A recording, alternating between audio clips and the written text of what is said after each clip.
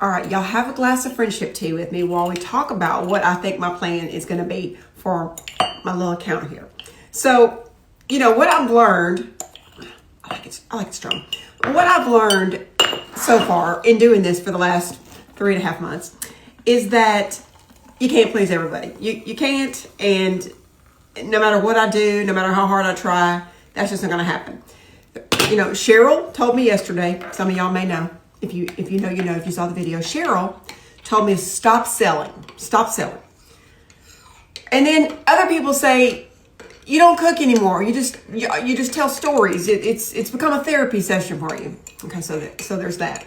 And then other people like, I want to hear your stories. I love your recipes, but I want to hear your stories. So I feel like I can't win with that because it is salt, sugar, and stories. So, but I thought, what I think I'm gonna do, and y'all tell me, y'all come back and tell me what you think, because it ultimately is about what y'all want. I'm making this my full-time job, and it ultimately is about what you would be interested in and what you want to watch and what you don't want to watch. And so, but I also have to keep the lights on. So that, if I'm making this my full-time job, I also have to keep the lights on. So anyway, what I think I'm gonna try to do, and y'all tell me what you think, is I'm gonna try to make 3 videos a day. One of them's gonna be a story. One of them's going to be a recipe, even if it's just a little, a sandwich. One of them's going to be a recipe, and one of them's going to be a TikTok shop. Now, I'm going to do that. That's what I'm going to plan to do. Unless y'all get on here saying, don't do that, which some of y'all are going to say that. I can't win. That's my plan. So this video right here is going to be a story.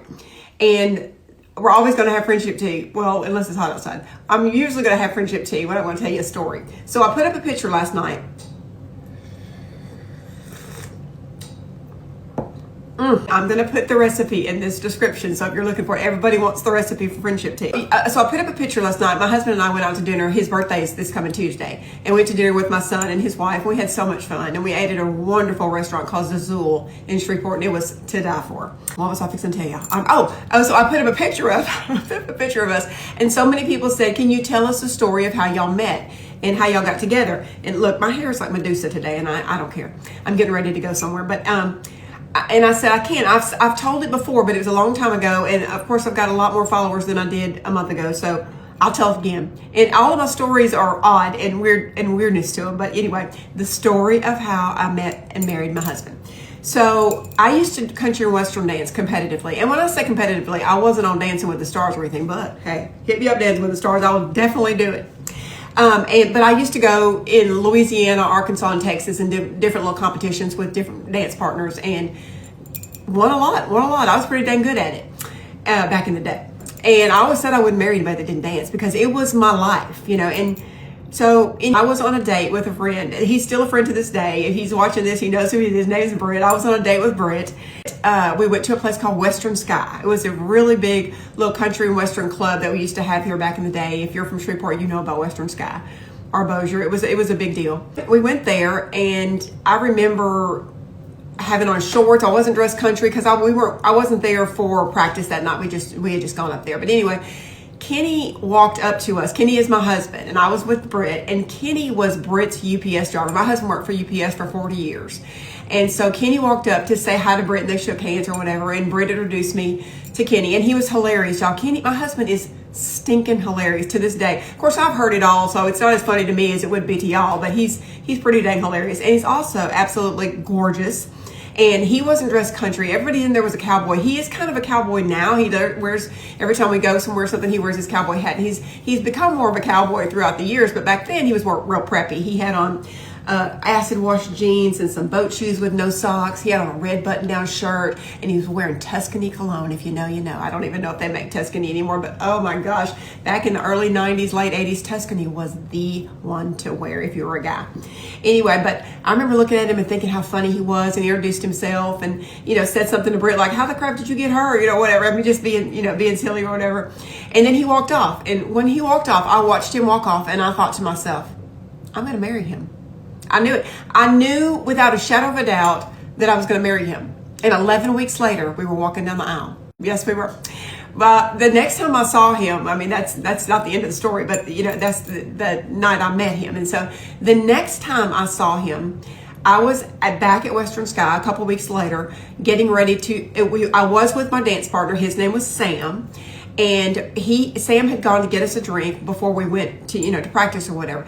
And I remember standing there just kind of waiting for him. And somebody came up behind me, put their arms around my waist, and leaning down into my ear and said, "Who is that guy? And does he not know you're with me?"